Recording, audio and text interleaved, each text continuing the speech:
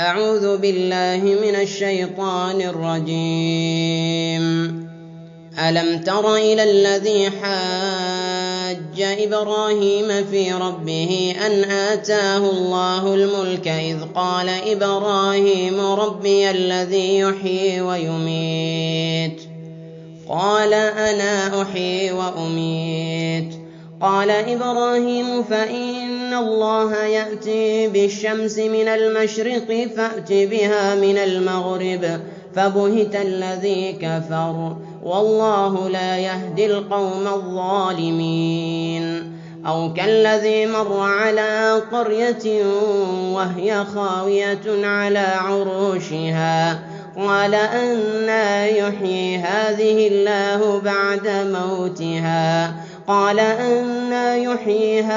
الله بعد موتها فأماته الله 100 عام ثم بعثه قال كم لبثت؟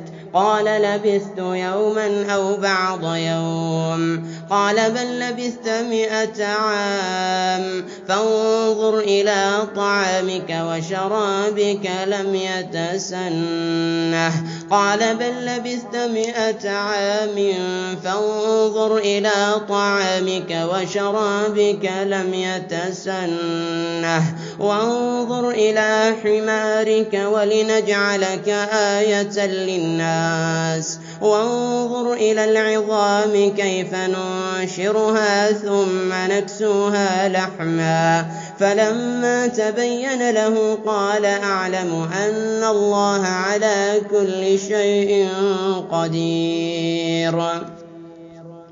وإذ قال إبراهيم رب أرني كيف تحيي الموتى قال أولم تؤمن قال بلى ولكن ليطمئن قلبي قال فخذ 4 من الطير فصرهن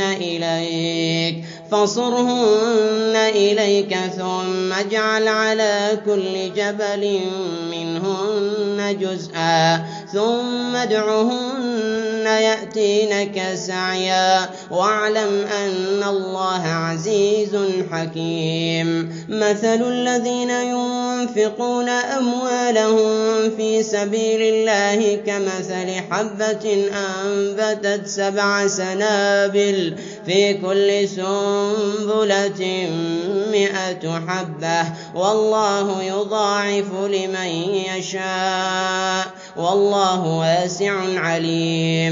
الذين ينفقون أموالهم في سبيل الله ثم لا يتبعون ما أنفقوا منا ولا أذى لهم أجرهم عند ربهم ولا خوف عليهم ولا هم يحزنون.